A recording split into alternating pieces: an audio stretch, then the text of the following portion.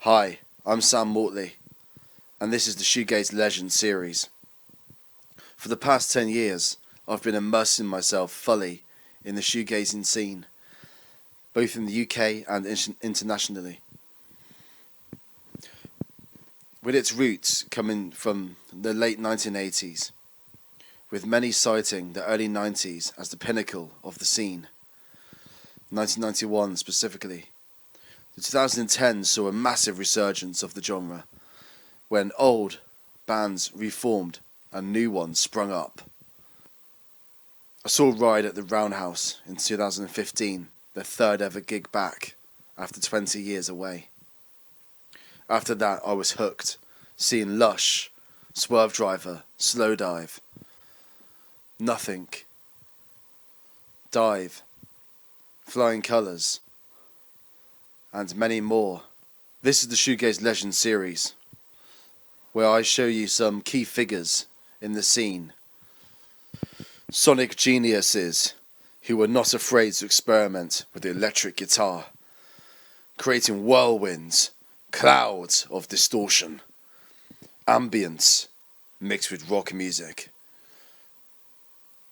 Sonic landscapes that lets the imagination run wild, coupled with great, interesting songwriting and songcraft. These guys were not just about making noises, but they were about songwriting too. That is what a lot of people forget. They used distortion in a different way. It was not about aggression like metal music would use it. It was more about creating a warm blanket, a soothing experience. Shoegaze is man and machine pushed to its very limit. Decibel levels through the roof as the wall of sound encapsulates you in this experience that only the bravest can endure. This is ambience mixed with rock, a sound that is both beautiful and huge simultaneously. I'm your host, Sam Mortley, and this is the Shoegaze Legends series. Yeah, sorry about that. Just trying to fire it all up. Yeah. So yeah, how are we, Ben? We're great. Awesome. Yeah, I just saw pictures of your home studio on Facebook, and Oh yeah. it kind of prompted me to finally do an interview with you. Uh Yeah, yeah, thank you. because I'm currently studying music production Okay. in England at the moment, on my second year of music production course, hoping to get a degree out of it. Yeah. And yeah, just super interested in the studio stuff, but also the band as well, Sunflower Conspiracy. Um, Wow, yeah. I think I first heard of your band through Airiel, I think, because Yeah. you're good pals, aren't you, with Jeremy Wrenn, I believe. Yeah, it came up. It's funny, I have a bunch of this stuff out. It was this guy. Yeah, that's it. That's what I heard Yeah. on YouTube, and then I was That's the like one really that before intrigued. before his before he became a band when it was just him and a drum machine. But yeah, it was, Sunflower started in 1995, and Jeremy came up from Bloomington, where he lived at the time, to see a show and was just surprised to see other music like this. Um, I think it helped that we were both early adopters of the web. We both had web pages back in like 1995 for our bands. He had a band at the time called Black Olive. This was before Airiel. And so we just started playing shows together. So yeah, and then we just became pals. Like, we don't really hang out with him much nowadays, but whenever he's in town, I try to see him, and we still get along great when we're actually in the same room, but I don't talk to him much otherwise. Yeah, cool. Yeah. So yeah, because it was Ginger and Her Fall are the two songs on that CD, aren't they? Yeah, From that you was guys. uh-huh. So Before that, yeah. I'm sorry. yeah, how did you guys start as a band? So it's really fuzzy. I was thinking about this today in preparation for the interview, and I think I might have put up an ad somewhere I don't remember if it's in a weekly or if it was something online, like in a news group. But Barry, Barry joined from that, playing on the other guitar, and then Kate I knew just from around. We were actually in a relationship at the time. But she had been in other bands, and our old bands had played together before that. Um, and I don't know if we set out to use a drum machine or if it was we couldn't find a drummer. But it really was helpful because one, I was probably a little bit of a like I wanted to do as much as I could at the time. So if I had programmed the drum machine, it was one more thing I could control. But also, at the time and the location, the music was weird. It was hard to find a drummer, and we also lived in apartments. So a lot of the early Sunflower Conspiracy rehearsals, we weren't even using amps. We were just going straight from our effects into a mixing board, plugging a drum machine into a mixing board, and then all wearing headphones. So if you walked into the room when we were practicing, you would just hear like the plinking of guitar strings and people singing. It was very Yeah. strange. Yeah, that is a strange way of doing Yeah. it. Yeah. Yeah, yeah, a very direct way of doing it. So, yeah, yeah, you didn't use the analog desks or anything then. I mean, we just had, a small, whatever was the mixing board at the time, maybe a Mackie, or even sometimes we'd use, I think we had a cassette 4-track, but it had a bunch of inputs, so we could use that as just the mixer, and then we'd have to rig something up where like one person got the headphone out, and then the line outs went into another machine, and that had two headphone outs. So it was just like it Mm. was really, just putting together gear in a weird way to be able to rehearse at zero volume. And I feel like there's a lot more solutions to do that in the band world, like, Mm. like but yeah, we were just like, how do we make this happen when you're renting an apartment and can't be loud? And yeah, Mm. but we had amps, and when we played shows, we bring the amps out and had a little PA for the drum machine, and it ended up being really good. And strangely, as weird as we were in Indiana in the 90s, like people were generally charmed and enjoyed by it. I was kind of always shocked when people liked it as much as they did. Yeah, cool. Yeah, like you said, so many options these days. Yeah. The DAW, and I've got a little Tascam 4-track Porter Studio myself, Yeah. so I do a lot of things on there. Unfortunately, there's no EQ or compression knobs on there, so I have to, like USB the Tascam into the computer, and then Yeah. do further edits on Studio One, which is my DAW of choice. The PreSonus Studio One. Uh-huh. Yeah, I've tried for a while back, now that I'm older and doing okay, I'm like, you know what? All this gear I used to use is so cheap nowadays. I wonder if I could set up a studio that was like my dream studio from when I was 20 years old. And I started buying gear, and I got a mixing desk and analog compressors, just like cheaper rack stuff, not the really nice stuff. And I started hooking it all together, and I realized, no, I just don't work like that anymore. It's so much easier now just to have a one good interface, get into the workstation, and just work. And as much as it's a little bit sad to say that, it really is, makes for better results and a lot quicker results too. But that's neither here nor there. Yeah, like your T says, I'm just Yeah, an yeah. analog boy in the digital world. My wife had this made for me when I started working at Line 6, so it was a funny Oh wow. t-shirt to wear into the office. So yeah. Oh wow, I didn't realize you worked for Line 6. Wow, that's really cool. Yeah. Yeah, it all came around from being in bands with lots of effects to being the person who makes effects. So yeah, for almost 13 years now, I've worked for Line 6 making amp models and effects and designing that kind of stuff. So Yeah, remember my dad bought me a Line 6 amplifier around 2010, I think it was. okay, that And that was a was little really good. Lots of presets involved. uh-huh. So you could get the tones of like famous Yeah. songs like immediately. Did you were you involved in the creation of those pod effects You know, like the Line 6 pod. That was a little bit before my time. When I came in, we were doing the pod, the HD 500 pod. So I did a little bit for that. And then but then mainly all the stuff that's the Helix stuff is the stuff that I've worked on from Helix onward.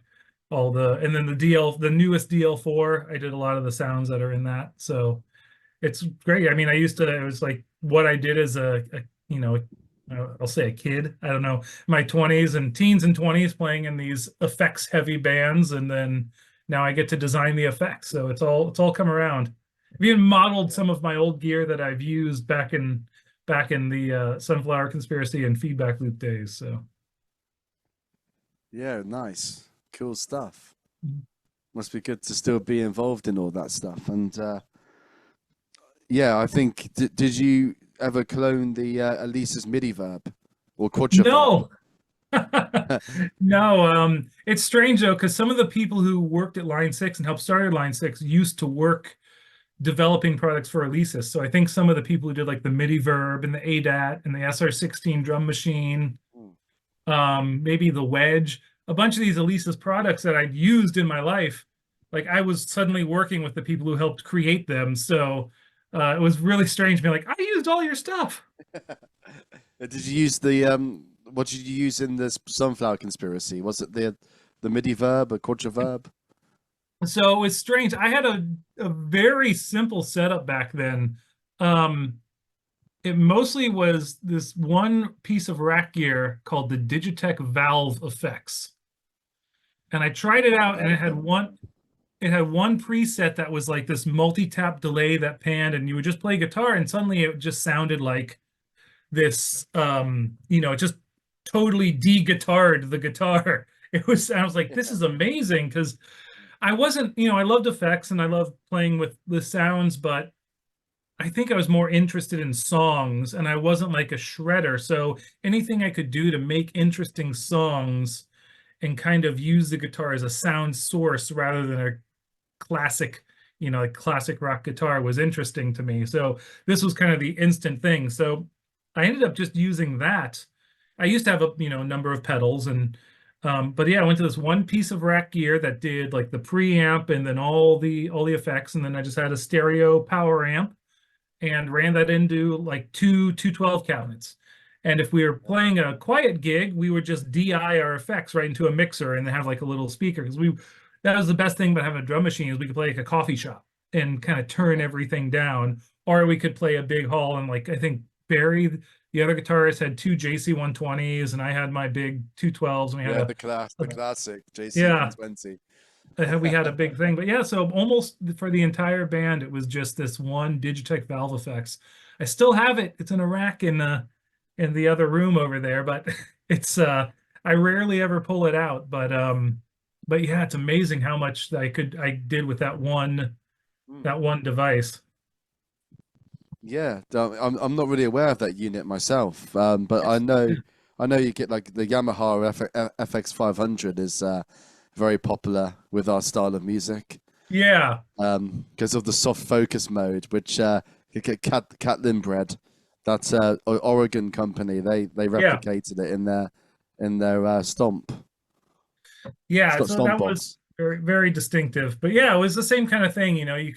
It's a one rack unit. It was very distinctive. It was chrome plated. It looked super shiny. Yeah. It had, all the many different effects configurations. But yeah, you could do things like turn almost all the dry out of the reverb. You could do interesting routing possibilities. And I got really into that. And it was almost like I would sit down and I would create a sound, and then I'm like, okay, how can I turn this into a song? So it was like the sound came first, and then the song structure came out of that. But ultimately it had to be an interesting idea for a song, because no matter what you put on your guitar, if you're just going to play like GCD over and over again for 10 minutes, it might get a little boring. Yeah, I think that's so true. I think a big part of shoegaze, I think, is a lot of people overlook it, but there is a good quality control on the songwriting as well. It's not just sounds. It's not just the drone. Yeah, I mean, not just. Yeah, there's a Yeah, little go bit on. of both. I kind of came into it probably, I think my older sister had a Cocteau Twins record. And so when I was like 14 or 15, I remember pulling that out and listening to it and being like, what are these sounds? What's going on here? And like for them, it was always, is interesting guitar sounds, finding new textures, experimenting with things, but the song structures were always interesting and complicated and had some drama to it. And I feel like a lot of I don't want to hate on my own people here. I feel like a lot of the, at least the early British shoegaze bands were coming at it from more of a song structure point of view, Yeah. and a lot of the American bands that were doing the shoegaze or whatever is much more of like a assault of sound, but it wasn't a lot of as much maybe songwriting creativity. Yeah, I seem to think that the Americans derived from Sonic Youth and Pixies and Dinosaur Jr. a lot more, whereas Yeah, the the British acts came from the Cocteau Twins a lot more, yeah, and the Cure as well, because yeah, I could they're see a that. big British band, yeah. Yeah. But yeah, I see Sonic Youth with their Daydream Nation, and must have been really influential because that was about '88, I think, that album. So I guess a lot of people were Yeah. inspired by that, and Goo as well. Yeah, no, I had both those as a teenager in high school. So Yeah, yeah. really cool. I think Dirty is my favorite Sonic Youth album. Oh yeah, the Butch Vig one. Yeah, that's it. Yeah, that was And a. I like Teresa Soundworld. That's pretty much a shoegaze song for Sonic Youth. Oh yeah, it's been a while since I've heard that, but yeah. Yeah. Anyway, so yeah, back to the subject. Closer to Sunflower Conspiracy because I kind of Sure. went off the Yeah, we go rails a bit around. there. Yeah. So I think in the mid '90s, I think in Britain, a lot of the so-called shoegaze bands, they became more commercialized, and it was the whole Britpop thing. Whereas in America, I think when grunge unofficially ended in 1994, it seems like you guys, lots of American bands kind of adopted the shoegaze style, and maybe you guys saw a window there where that kind of style of washy guitars and soft vocals. Maybe you guys thought you could find that new window, after grunge ended, and it was going to be a bit more popular because you had like Coalfax Abbey, Oh yeah. you had Love Lies Crushing, were like mid '90s, Alison's Halo, you had Bethany Curve. Yeah. All of those guys were like mid to late '90s American bands. So my question is, like, do you feel that you guys were trying to like jump into a window of opportunity where that genre could get a bit more popular? I think it was just, all those bands. And it's strange how many happened around in the Midwestern United States because, I was from Indianapolis, Auburn, Lowell, and Mahogany were from the like Ann Arbor, Michigan area, Detroit area. Um, Colfax Abbey, I think, was Minneapolis. There's just a lot going on there. I think it was people who were just, like for me, the MTV show 120 Minutes is where I kind of found out about a lot of the British shoegaze bands. I'm like, this is outstanding. This is great. And so when I finally got around to starting bands and trying to adopt that style and play around with guitar effects, a couple of years had passed. In the UK, it seemed like the shoegaze thing was already kind of tanking, but I think that's just how long it took us for in the US to kind of get our bands together and Yeah, get going. It wasn't at all popular here, but we kind of through the internet we could kind of maintain a network of people, just news groups and email and very basic websites. I used to joke around that I could, with friends that my band, like I could go to any major city in the US and there'd be five people who really wanted to see my band, but that was it. No one else knew about it. yeah. So I think it just took the people in the US a little bit to come around. And the good thing is whenever, like we put on like a shoegaze festival in Ohio where a bunch of bands from the Midwest all Mm. came and played like in 96 or 7, somewhere around there. And uh who was the band? Not Colfax Abbey, the one from the West Coast. You just mentioned them.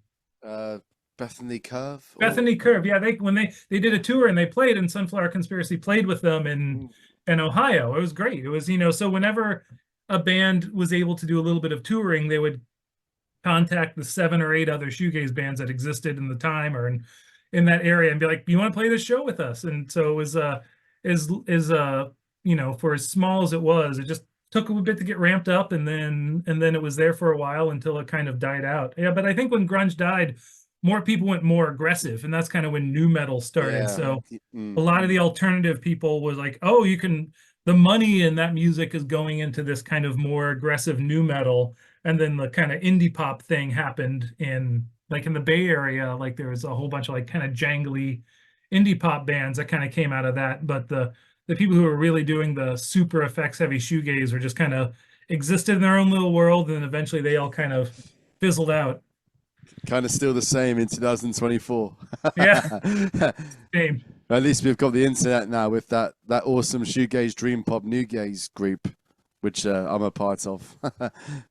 That's very good for keeping up with the news, Yeah. really, of the latest stuff. But yeah, also when you mentioned about festivals, like you got Kalama Shoegazer, which is really good. Oh yeah. I haven't been, but I would definitely like to fly over to America to attend that. Yeah, I mean Kalamazoo is a weird town. I think my bands have played there when I back 25 years ago when I lived in the Midwest. And it's just a small town with not much going on, but you have 1 or 2 enthusiasts who are really into something and they just, try to make something happen, and everyone's like, "Hey, this is something that's happening." It's like not a place anyone would ever go as a tourist or to see anything, but the fact that there's, 5 passionate music fans there, they can have a festival. Yeah. Yeah, it's good. Yeah, I'm kind of, I don't really have like a structure really with my questions. I kind of, Sure. you probably noticed that already. I'm just keeping it quite free. Um, Yeah. but by the way, I've only got like a 40-minute limit on this Oh yeah, video. it's the free So Zoom. Okay. yeah, I need to invest really in the full version, to be honest. I'm just being a tight person with my money, I think. Yeah. Anyway, yeah, is there a chance that the Sunflower Conspiracy could be getting back together? Well, not getting back together. Although, we just had a song on the Third Man Records comp, the second Midwest shoegaze that came out. We talked to them, and uh we none of us could find Kate. She seems to have totally vanished from the internet. We used to all be in touch occasionally over the internet. We send messages and stuff, but it seems like she vanished. And we tried to find her, and we made calls, and we looked around, but we couldn't get in touch with her. Barry, the other guitarist, he and I, chatted a bit for that, and that's happened. And there has been, some talk with a little record label of maybe reissuing some of the material, and I'd like to do it, but I think some of it's lost. The original mixes for our first release, which was cassette only, because that's what you did back in 1995, if you were broke like we were.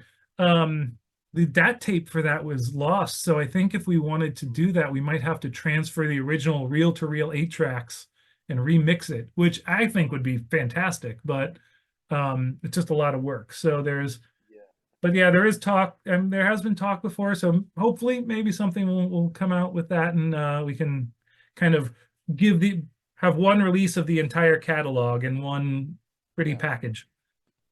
Yeah, that'd be really Yeah. awesome. Yeah, and but well, best of luck with finding Kate. Yeah, That's slightly concerning. yeah.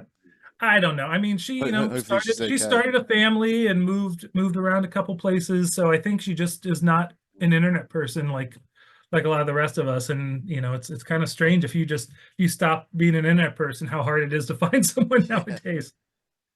Yeah, fair enough. Yeah. Yeah, yeah, life goes on. Yeah. So, um, yeah, that'd be really good to hear the reissues. I mean, because I think your work is quite hard to find. it's very like separated on YouTube. You know, it's all like individual videos as opposed to Yeah, something that's compiled together in an album or EP. So it can be quite hard to find your material. yeah, it's very strange. It was because we didn't release much. We released a 4 song cassette, and then Uh, we did the release with Airiel. mm. I like the Bell Chase song, and I like Yeah. sleep deprivation. Oh yeah, Sleep that deprivation's good. yeah, sleep deprivation. Yeah. That was never officially released, but I think I shared it with somebody and then it just kind of got out there. It's fine. It's not a big deal. I'm glad people are sharing it. But yeah, we did this other comp, this Splashed with Mini a Spec, Wow. Yeah, which I saw that on YouTube. Yes. was Dewdrops Records. And yeah, and it was 2 CDs, and it was like everyone from, I mean, Cocteau Twins are on it, but Curtain Society, Bethany Oh Curve. yeah, yeah. The Curtain Yeah. Society. Yeah, I like that song, Riverfall. I think it's Yeah. Life is Long Still. That's the album they did.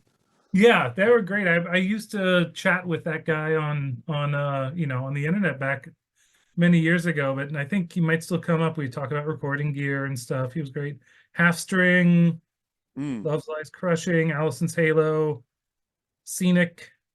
yeah, Those I mean, they're just this was like yeah. a massively Ozian. good comp like 2 CD comp back when you would have um and I think that was all that came out, and that so we have a couple more things maybe buried in on like cassette mixes, or we recorded, but nothing ever got a chance to come out. But I'm Mm, really like really a happy shame. and pleased with how much people still remember this, or are discovering it, or finding it and just putting it Yeah, up on YouTube themselves. Every time I see something on YouTube that's new, I try to comment and be like, "Hey, thanks for putting this up. I'm glad you like the band. I'd like, you know, good to meet you, whatever. yeah, I'm not trying to, monetize the band or anything. I'm literally just flabbergasted that people still want to hear it. It's fantastic. yeah, yeah. I think that's the great thing about YouTube. Just so many bands that were unheard before just being found. Yeah. Um, and yeah, there's another compilation that I stumbled across. I think Bell Chase is the track on the compilation, but it's Midwest Dream Pop, Shoegaze, and Space Rock. And there's a stomp box on the front cover of Yeah, the that's of. the one that the Third Man Records put out. Oh, okay, No, I need to, that was a yeah. different album. That was a different cover though. The artwork was different. Huh. Okay. I mean that's not this one. That was a newer one. Mm. But yeah, but yeah, that came out. I remember we had to deal that. I think that was that the one that was on, is that on this? Oh yeah, that was from, it's originally on this one, I think. Her Fall. Or was it, I can't remember my own songs. Oh no, Bell Shots was on this one. Yeah, this is the one that didn't it didn't go very far. It didn't have a lot of reach. So we're just like, we can release that song again. Yeah, But that's cool. Yeah, yeah, it's fantastic, but it's really strange. I mean, this is like, 2.5 years of my life back when I was between the ages of like 20 and 22, I was so young, mm. and just operating in this weird spot where Indianapolis was a very cheap city to live, and there was no one telling me no, like you can't do this, so I was just like, let's just start this band and see what happens, and call every place and see if we can play a show. I left our old website up. It's been up pretty much continuously since the band existed. And on there's like a list of all the shows that we played and some photos, Yeah. and I actually there's looked at that just today okay. before. Yeah, before coming on to this session, Yeah. I had a little research. And it always surprised me how much we played. It was like, oh, this one weekend we're doing Friday at a coffee shop, and then Saturday at this club in Bloomington, and then 2 weeks later we do another 2 shows in a weekend. And it was just like, wow, were we like, how did we get this many people to say yes, you can play at our spot? There was no strategy. It was just do whatever we could. Yeah. Yeah, nice one. Yeah. There's a band called Bully, isn't there? They're from Bloomington, I believe. From Yeah, Bully? yeah, they're like a Huh. new, well, since like 2015 onwards. Okay. Yeah. They're more like sort of grungy kind of alternative rock kind of style. Huh. Yeah, Okay. I didn't know if you knew them. I don't, but we almost certainly know have people in common. It's a it's a small world. Maybe they recorded it at the Russian Recording there, which is a big Bloomington studio that I know. I know the owner, and they've done a lot of cool records there. Some shoegaze adjacent as well. Mm. Yeah, like KEXP is really good for finding and record. All right. Yeah, we're back. Sorry about that, guys. So, yeah, what projects followed after the Sunflower Conspiracy? What were you doing in like the early 2000s, for example?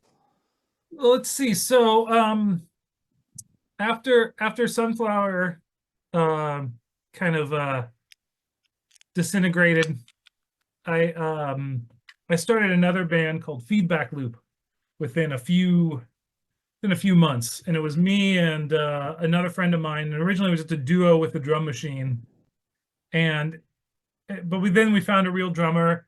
I kind of went back to using pedals instead of rack gear. Um, and we did that was a we I did that band for a number of years until I left Indiana. And there's a few lineup changes, but it was the core of it was me and like one of my really good friends named Andrew. Still very good friends with him now. He's still in Indianapolis and still making music and has a house and a bunch of lovely dogs. Um, and um, and then I moved to San Francisco, in the San Francisco area, and kind of just immersed myself in music there. I started working at recording studios. I started playing a lot more in like noisy rock bands. Was in this band called Replicator that got, it stayed busy, let's just say. Some people liked us. We tried to do a lot. We did a couple national tours, and when it was good. And then there was a band, like, my pretty guitar music was all funneled into a band called Guitar versus Gravity, and that's still something that can be found online pretty well.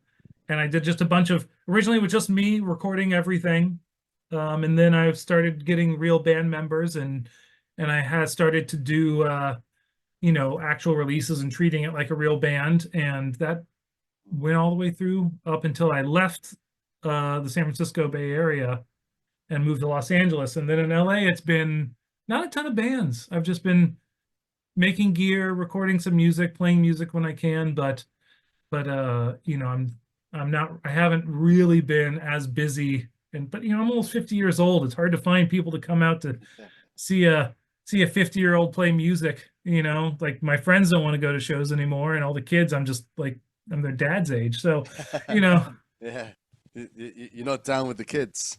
uh I'll try to be, Yeah, but it's exhausting. I go to bed yeah. early. Uh, You do a lot of cycling, don't you? I see. Yeah, so That's that's cool. my now how I get you don't need an audience to go ride a bike. Yeah, Um, yeah.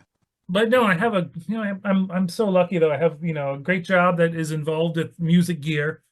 I have a good home office where I can record stuff and make music. I still have a lot of good friends, and I'm currently making playing in a number of different projects, but we're just not really promoting ourselves. We're not treating it like, oh, we got to have make sure everyone hears us. We'll get together, we'll play, we'll record, release something on the internet every few years, and that's been my musical life in the last 5 or 6 years. Sure sounds interesting. Yeah, the amps got smaller. It's just Yeah, I need to check out the feedback loop. I will give them a listen. yeah. I'll see if I can find that up. It might have been lost to time. I don't know if it was before it was easy to put music up on the internet, so Yeah. I might have to dig up the old think an old CDR and maybe start a Bandcamp page for it. But we did a full album, we did a couple other compilation releases, and it was just it was a lot of fun. It was really good. I still find myself playing those songs on guitar, even Sunflower songs. A lot of times I pick up guitar, I kind of go back to that.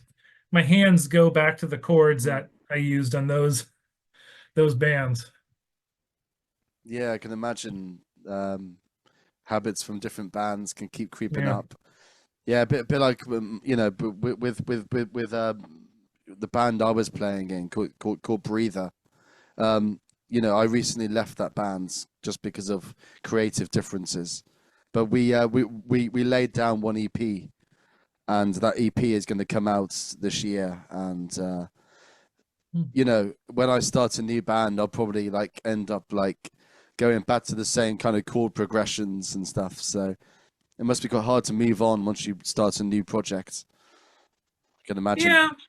I mean, for me, like I always look at someone like Jeremy and Airiel, and he has had that band going now for like 25 years. Yeah. You know, he's had a number of different lineups, but he is so like focused on this idea and this sound, that it's really like this. I admire that so much. And for me, I kind of get burnt out and I want to try something different. So I've been in so many bands with so many different styles, and now yeah, every time I end up playing guitar, it's like I'll be doing something in a new band now. I'm like, oh, this is very similar to a Sunflower song, but you know, I'm playing with all different people, and you're like, no one could really tell. You know, it's like Yeah. I can still. It's like that's just part of me as a musician. So, but I put that in with other people, and it becomes something new. So it's embrace what you do naturally, because that's you know, ultimately your biggest contribution to the musical world.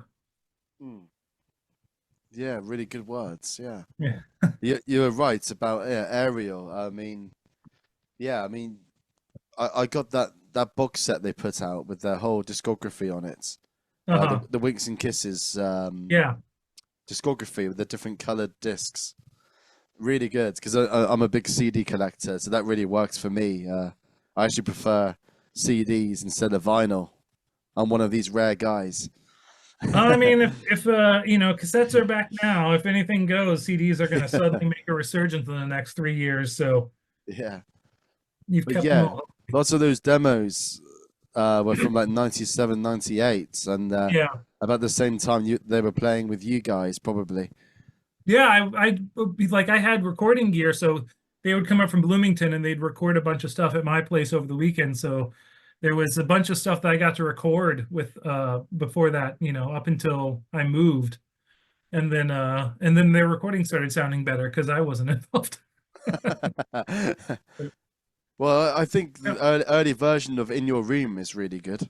Yeah. No, it was fun. It was all recorded in my house, in my, you Yeah. know, where I lived, and it was, you know, they'd come up and we just have, you know, they'd show up Friday night and they'd leave Sunday afternoon, and we would have recorded like 10 songs, and then they'd come back in a couple weeks and we'd mix the 10 songs. So it was That's really cool. I yeah. didn't know you were involved in the recording of their Yeah, but early very stuff. few of them actually got out. Like they started getting more popular years after that. So it was but there's some, I think, in yeah, on the new deluxe box set there's a few of my original like mixes are some of the demos that they put on there. So Wow.